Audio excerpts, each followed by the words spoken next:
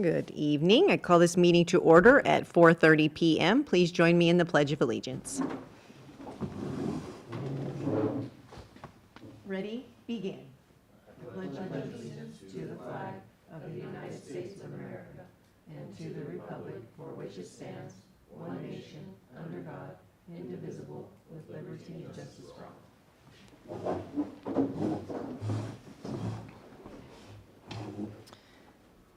All right, roll call. Both directors are present. Agenda, are there any changes to the agenda? No changes.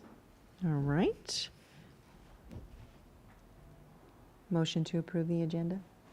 Motion to approve, seconded. All right, I second. And agenda is approved. Public comment. Do we have anyone in person? All right, and online, Mr. Barnes, do you have a public comment? I do. It's sort of a question, actually. Will self-haul be included under the item 7 on the agenda? If not, I was just hoping for an update on where we are with the self-haul permits. Yeah, I'll give an update. Okay, thank you. Thank you. Ms. Roden, public comment? Hi, just maybe some questions after the staff report and your discussion on item 7. Okay, thank you. All right, so then we will move on to approval of minutes. I wasn't here, but I'll approve the minutes. Motion to approve. All right, I second, so minutes approved. So we will move on to number 4, review of quarterly report. Brandon's gonna take this. Okay, So I have their quarterly report, I just don't have the agenda in front of me. But we can run through that. So, once again, consistently, we're rising in the total number of accounts, residential accounts. We made some adjustments to our commercial accounts. We found some issues as far as, for some reason, some customers had started their account under their business name, but at their residence. So we were able to kind of clean that up. And then thank you. And then we actually went ahead and removed temporary services from that column as well. So if we've got a commercial temporary roll-off, commercial temporary bin, or commercial temporary barrels that we are going to set up as well, that's going to be separated too. But you can obviously see down here with the total tonnage that it was a wash. So it's not like we lost any accounts or anything changed. All it did was change the number of account totals, and then that washed down here in the total tonnage as well. Any questions on that? nope. Okay, great. I can just touch on a couple other things. We got our bulky item pickups, which are the, we offer that 3 times a year for free for the residents. Those are consistent numbers all the way through. We're gonna see those kind of jump up the hotter it gets out, or the warmer it gets. Because the warmer it gets, then we're gonna see people wanna do that more. So we'll see a difference there. The recycled numbers too, let me jump through here real quick. Diversion, so commercial diversion, January 21.96 tons, February 12.99, March 16.31. So the peaks and valleys as far as the diversion, we're still 100% recycling, but the only reason that there's a difference in there is only because we actually transfer Phelan's commercial recycled material at our transfer station here in Phelan. And then we'll actually fill up a roll-off with the recycled material. That way we're not wasting a truck to drive on the freeway just to dump 1 ton. We'll bring it here, save fuel, save time, and safety, and we'll dump it into roll-offs. Once the roll-offs picks up to about 6 tons, then we take that roll-off and then take it to the MRF. So the fact that there's a difference there at all is only because we probably still have roll-offs in the yard that just haven't been taken, but that material is always going to be transferred at our station and then transferred there. Okay. Any questions there? Nope. Okay.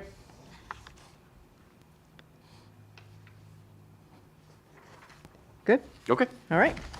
Thank you, thank you. All right, so then we will move on to number 5, review of solid waste events.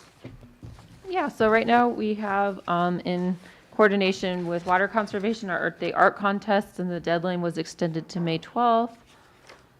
We have a upcoming community information meeting on May 20th, and that's going to be on a Saturday at 10 a.m. So that means we've done a weekday morning, a weekday evening, and now we'll have Saturday. So we'll see if that brings out any new people. And then,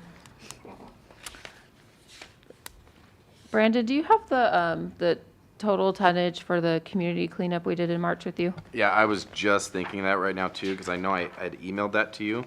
And I can't remember off the top of my head, but I know we were looking at 1,000 tires is what we took in the community cleanup that time. No? Would you?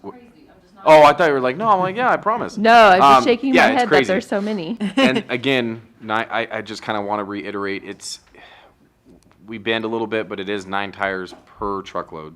And that's just for a waste tire hauler permit issue. That's not even our rules, it's the state of California, so we want to make sure that the residents are aware of that and keep that in mind. But yeah, 1,000, and I want to say it was close to, I don't want to say the tonnage wrong, to be honest with you, but I will bring up the tonnage and I'll get back here in just a second, yeah? Okay. Okay, so while we're waiting on that, we will move on to number 6, update on rates and uniform collection. Yeah, so our 218 notice is being printed right now and will go out by April 24th in order to meet regulatory compliance. Just a reminder that if you want to protest the rates, you can. You do it by submitting a written protest to the district office by the time the hearing starts, and that's going to be on June 15th at 5 p.m. It's not to protest uniform collection, it's to protest the rates. So I have a feeling we're going to get a bunch of protests, not necessarily about the rates as a result of this. We did go ahead and include the brochure with the 218 notice because it didn't cost hardly anything more to add in an extra page, so it seemed like a good opportunity. And it's going to go out to a little over 17,000 individuals. So we wanted to make sure we got everybody at a house and all parcels that could be affected. So it's a lot of mailing. I don't really have an update on uniform service at this time. Nothing's changed in recent history. So just basically working through the rates right now with the 218. Okay. Hold on, Peter Barnes. Yeah, I see his hand. Mr. Barnes? All right, I had to unmute myself. So I had a question about the, in the last meeting, the last waste meeting, info meeting, we were talking about the rates. And the plan is next year to go and look again at the rates for normal service, three carts. How would that factor into what we're looking at with the rates right now? Is that just not a factor and we'll have to do it again for that next year? Yeah, we'll have to do a complete new 218. So this 218 is just for this year only, unless for some reason this ends up being appropriate. It does have some certain things built into it that we could increase by CPI. So if these rates are appropriate, we could stick with them, but I'm going to bet that we need to do another rate analysis to come up with the cost for service once we know what service looks like. So that's why we kind of did a rate stay on the most common service type, which is the 2-barrel, which will be 3-barrel service, because we just don't know what service is going to look like right now. So residential thank you. card service is 0 increase, correct? That's correct. Yeah, there's no increase, and you're going to get another card out of it too. So.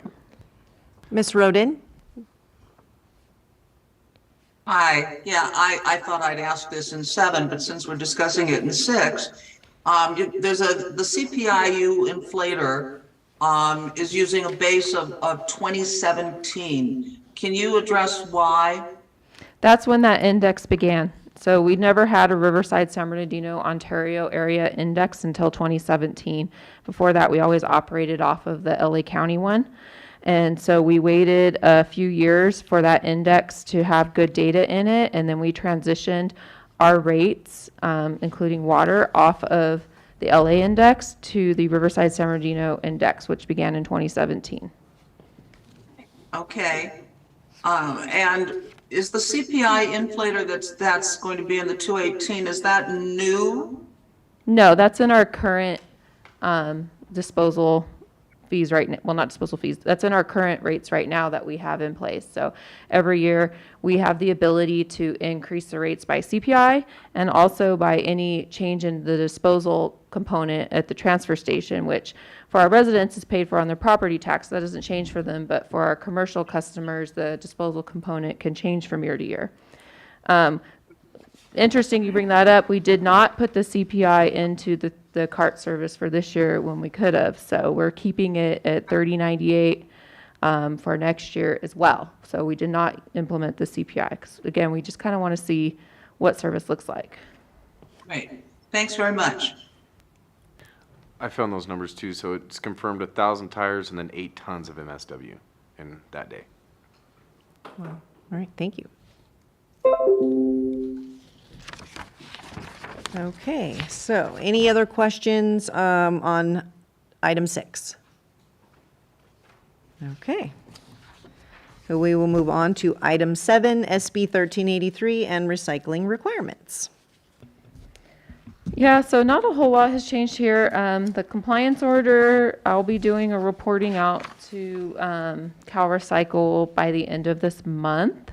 And then I have a meeting with them in May just to touch base. So far, everything is looking good and meeting the timelines in there. The ordinance revision, I have a rough draft to legal counsel right now. So Mr. Kennedy is working through that. And then we'll bring it to the committee to review and then to the board and start the ordinance revision process. I did want to point out that I know we were talking at length about de minimis for residential, but that's just, it doesn't exist in the regulations. So we can't give a waiver for de minimis anything really. Our workaround is self-hauling. So if you don't have enough to sign up for service with CR&R, you're going to self-haul your waste. So if you compost your organic waste, that's the only exception to having service. So if you have CR&R service for trash and recycling, but you compost all your organics, you're not going to have organics collection service, and obviously you're going to have nothing to self-haul. But yeah, CR&R did confirm that, as did the recycling and SB 1383 specialist that CR&R has hired. So don't expect that when you see it. The only de minimis waiver is for commercial. Okay. And then the timeline is pretty much remaining the same, and outreach, you know, we have May 20th, that community info meeting, and then we did use the opportunity with the 218 mailing, so we're already paying for the postage, to include the brochure about what's coming up with solid waste. Are there any questions? And then I think he wanted you to touch base on the self-haul. Is that what you were just talking about? Yeah, I met with besides the that? county 2 weeks ago, and they're still moving forward with having a permit and receipt gathering process. They just said that they do not have the technology in place for them to do the reporting that we would need by parcel to avoid having another way of tracking it, which is the permit. So even for their CFAs, they're going to have a permit and they're going to be receipt gathering, just because they said the way that their system is set up. And remember, San Bernardino County is huge, so to get them to change a system is not like us. We're a tiny little jurisdiction. Right now, if you want to pull parcel data, it's done one parcel at a time, which explains why when I did a parcel data inquiry in 2016, it took 6 months. And they probably were mad at me, but yeah, so right now it's still going to be a permit. It's going to be a some receipt gathering, and county's working on developing costs, and I'm going to kind of look at that analysis before we come up with the cost for ours. Right now, I'm thinking about $5 a month should be more than sufficient, so it'd be about $60 a year, and that should cover an hour plus of staff time to do all of the paperwork and tracking and follow-up that we would need per self-hauler. So not too bad, $5 a month. But we'll have to do a full-fledged analysis before we actually set that, and that'll, of course, go through a public hearing, and we'll have all of our background material for that. Okay. Any questions? Does that answer your question, Mr. Barnes? Yeah, I'm good, thank you. Okay, great. All right, so we'll move on to item number 8, staff reports. So I have a report in the packet, and, Sorry. I'm sorry, Cheryl? Ms. Roden? Yeah, I'm sorry, I did have a couple things on 7. Let's see. In the packet, it refers to information and a written report that will be available at the office. Do you envision that being online at some point? Or do people have to go into the office to see it? And can we get copies of it versus sitting in the office and reading it? Yeah, it's already online by virtue of being as part of a board agenda item. So we have the letter from CR&R posted. I can make it easier for you to find if you would like and you don't want to come into the office. If you want paper copies, we have to charge you, so I just recommend you take an electronic copy. Oh yeah, I'd much rather have it electronically. I'll connect with you and figure out how I can do that, okay? Okay. Okay. And then going back to the permits, it sounds like you're still at the point where you're trying to work things out, and so you don't have a lot of answers yet. But is it because you have to demonstrate to the state that the self-haulers are complying, that you're going to do a permit, and then people are going to have to annually, everyone, show you that they've gone to the dump, or what's your vision right now? Yeah, this hasn't changed. Essentially, if you don't sign up with CR&R, you need to be self-hauling, and we need to ensure that you're actually disposing of your waste. And the only way that we can do that is by tracking it. And so if you're not a CR&R customer, we're going to have to get in touch with you and make sure that you're properly sorting your waste, taking it to the transfer station, and it's a tracking process we have to do. So we have to demonstrate to the state that all of our customers are complying with the regulations of SB 1383 and AB 939 and everything else that we have to do. Okay. And of course, like I said, we wanted to avoid having to have a permit by using technology, but getting, our extremely large county, one of the largest, to implement a brand new program, for our tiny little CSD, it's just not going to happen. And we don't have any jurisdiction over the county, and we don't operate the transfer station, so it is what it is. Okay, those of us that are CR&R customers who may use our dump permit on occasion don't need to have a permit, right? That's correct, yeah. If you can show that you're a CR&R customer, you're meeting the minimum requirement, and if you have extra material that you want to use your dump card to go to the dump with, you totally can. And are the numbers you're looking at right now about 2,300 or so self-haulers? Well, okay, so what we're looking at is we have approximately 8,500 improved parcels. Well, it doesn't necessarily mean that there's a house or somebody living there, but we're using 8,500 as our comparable right now. And so when you subtract out, we have about, 5,200 customers. Yeah, it's pretty accurate. Yeah. I know that when we did meet with the state and asked them about whether they were using occupied numbers from the census versus unoccupied, and they said no, which makes no sense to me because there's only about 7,500 occupied units, according to the census, at any given time in Phelan and Pinion Hills, which makes the standard they're using for you next to, a more difficult to meet. So I don't know if there's some way to push them on that or not. But you see my point that I'm making to you? Yeah, we know that there's going to be parcels that become unoccupied if we go through foreclosures with houses, or if, somebody spends their summers in Montana or they, go to Alaska, whatever, that happens. And so they're just going to notify us. And as long as there's really nobody at the property, which, CR&R staff could monitor, they don't need to have a trash bin or service. This isn't like water.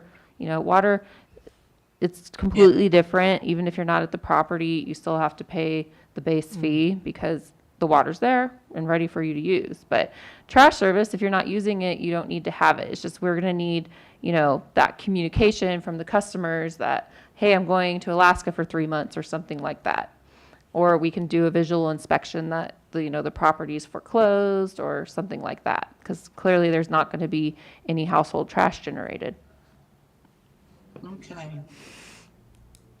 Thank you. That's it. You're welcome. Thank you. For myself, so what is it going to look like when I pull up with my truck because I've decided that I don't want CR&R service, and I have to have my 3 things separated, right? What's that going to look like when we pull up to do that? Because now we just back up and we throw everything out of the back, but now we're going to have 3 different areas where we drop 3 different types of trash, correct? Yeah, I wish I had an answer. Unfortunately, that's county, and then Athens is running that. So I don't know what their plan is. I don't know if you've heard anything, Kim, about what they have in store. And again, that's just a transfer station. They don't have conveyors. They have one baler, a giant baler that can bale tons and tons of material. So I don't know what their plan is as far as separating at their tipping floor. So we're waiting to hear something. Yeah. Kim, Yeah, you're I'm constantly still waiting to contacting them. hear exactly how it's going to work operationally. Yeah. Like, in early conversation, there's going to be, 3 drop-off points, but I don't know where or how or what. And so, obviously, the county has to educate their self-haulers on what they need to do before they arrive at the transfer station. And so as they develop that, they're keeping me in the loop. We're having regular conversations. I mean, I think I talked to them 6 times in the last 2 weeks. So we're just kind of all in the same boat and trying to get this to where it'll work. Okay. Thank you. Oh, I know. Preaching to the choir. Okay. All right. So no more questions on that. So then we will move on to number 8, staff reports. So Brandon already went over kind of the discrepancy in our customer data. I did put on my little report, I did separate out temporary service, and the schools are separated out from commercial now. So we can kind of see a little bit more of the utilization of trash service. So I don't know if you have any questions on that. Really, for solid waste purposes, there's not a whole lot new since the last time we met. Okay. Any questions on that? All right. All right, so we will move on to number 9, review of action items. Were there any prior meeting items? Yeah, and those were all attended to. The strategic plan update, CIP, all that was done. We did research the cost of compost bins, and we did incorporate that into a program budget. So if the board approves it, we'll have a budget for, 100 of the larger compost barrels, and then 1,500 of the countertop food waste storage bins. Okay. So we'll go through procurement and all that if our budget's approved. All right. And current meeting action items. I did have one that started before this meeting. I'm going to make sure we get our art contest flyer back up on the website. We had to modify it for the date, so it'll be going back up there. And I think I don't have anything else. All right.